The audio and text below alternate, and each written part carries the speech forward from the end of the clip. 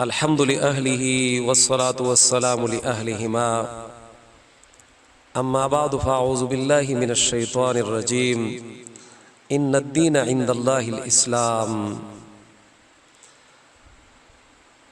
مخکې موږ یو کلیپ کړی مفتی صاحب محترم ته او عوام الناس د پاره.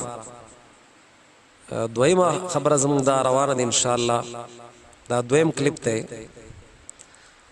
او عوامو تم دا خبره کو جناب مفتی صاحب ته کو. جناب مفتی صاحب دا تاسو چې په کوم انداز اسلام بیانوي چې اهل فارس په حدیثو کې ګوتې وهلې دي، لکه دا تاسو خپل خبره ده او دا لګو اورئ تاسو او بدمعشي او ډنډماري کړې ده.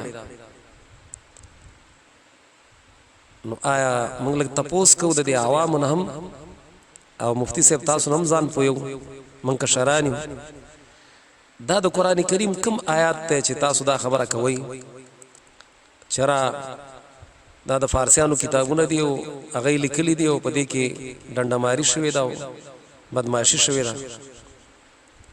دا تاسو ته قرآن ویلي دي، وحی راغلی ده کنه؟ د انسانانو د لیکلو نه وایي هغه انسانان چې تاسو سره ملاقات هم نه دی شوی، دا هغه لیکل تاسو مخې ته پراته دي او دې ته فارس وایي او دې ته هندستان وایي او دې ته ایران وایي او دې ته فلان وایي او دې ته فلان وایي. نو دا خبرې د چا د لیکلو نه کوي که تاسو ملاقاتونه وسره شوي دي او جبرئیل امین په دستخط درته کړی.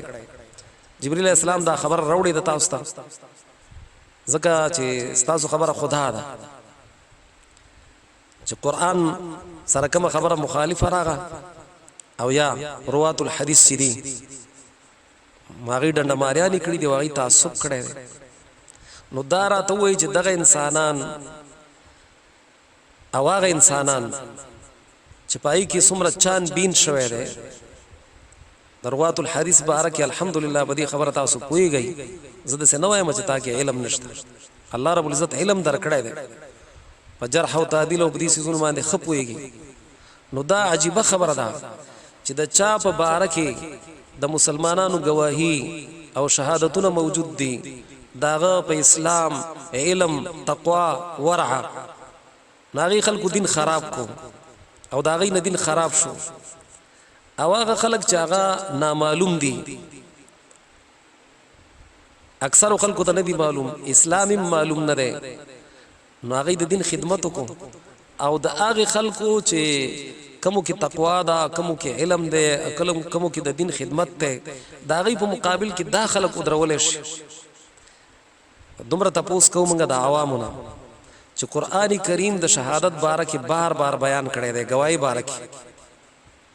نو آیا د مسلمانانو شهادتونه دا غي د گوايانی دا څه د کار شي نه دی؟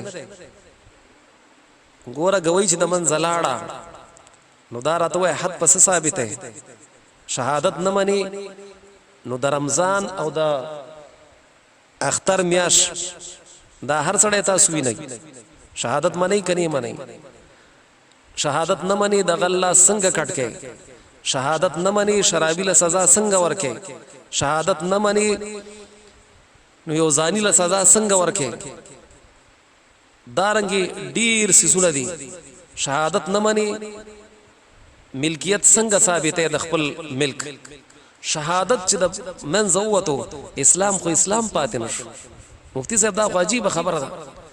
او د شهادت نه انکار کول او شهادت نه منل دا د قرآن کریم نه انکار نه دی بل څه شی دی. هم د قرآن کریم نه انکار دی، حقیقت هم دا دی. کله سوچ وکړئ تاسو په حدیث باندې د رسول الله صلی الله علیه وسلم نه وروسته صحابه کرام را جمع دي او په دغه صحابه باندې قرآن گواه دی رضی الله عنهم ورضوا عنه. دا د الله ناراضي دي او الله د دین ناراضي دي.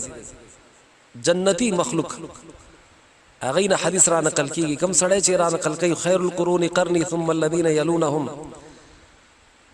نو په بهترینو زمانو کې چې کله ته امام ابو حنیفه رحمه الله ثابته نو تابعی دی نو هغه په ثابته او کچرته کې راوی د حدیث ته او ثقه دی او د مسلمانانو په شهادت ته نو دا غنه انکار کې د پاره د دې چې د خلکو ذهنونه په دې باره کې لږ ګډ وډ شي چې را حدیث دا د منلو سیز نه دی او دین دې حدیثو خراب کړی دی.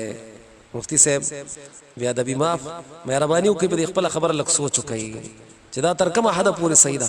د شهادت رد کول د قرآن خلاف دی او کنه دی کوي نو په کار دار چې د دینه رجوع وکړي شي او دا ضروري ده د خلکو مخ کې دی وکړي شي خو ضروري بدای چې ځکه بیانات د خلکو مخې ته شوي دي نو کم کار چې ښکارو شي نو ښکارا توبه به غالبا چې ضروري. الله سبحانه وتعالى دې موږ او تاسو ته هدایت نصیب. اقول قولي هذا استغفر الله لي ولكم ولسائر المسلمين.